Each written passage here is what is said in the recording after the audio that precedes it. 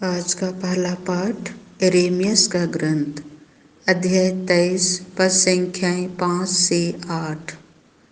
प्रभु यह कहता है, वे दिन आ रहे हैं जब मैं दाऊद के लिए एक न्यायी वंशज उत्पन्न करूंगा।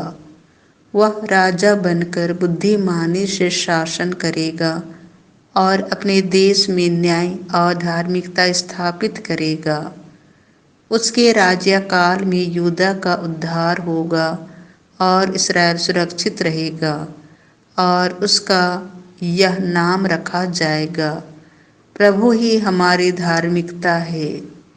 यह प्रभु का कहना है। वह समय आ रहा है जब लोग फिर यह नहीं कहेंगे, प्रभु के अस्तित्व की शपथ।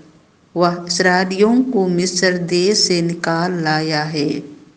वे यह कहेंगे, प्रभु के अस्तित्व की शपथ। वह इस्राएल के वंशजों को उत्तरी देश से और उन सब देशों से वापस बुला लाया है जहां उसने उन्हें बिखेर दिया था। वे फिर अपनी ही भूमि में बस जाएंगे। यह प्रभु की वाणी है। संत मत्ती के अनुसार पवित्र सुसमाचार, अध्याय 1, पद संख्या 18 से 24। ईसा मसीह का जन्म इस प्रकार हुआ।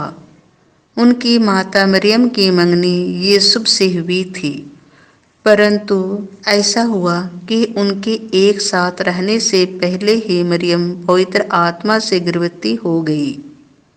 उसका पति यूसुफ चुपके से उसका परित्याग करने की सोच रहा था, क्योंकि वह धर्मी था और मरियम को बदनाम नहीं करना चाहता था।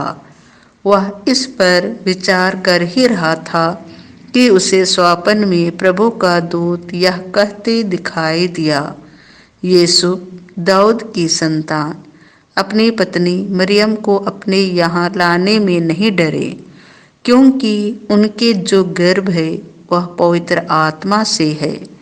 वे पुत्र प्रसव करेंगी और आप उसका नाम ईसा रखेंगे, क्योंकि वे अपने लोगों को उनके पापों से मुक्त करेगा। यह सब इसीलिए हुआ कि नबी के मुख से प्रभु ने जो कहा था वह पूरा हो जाए।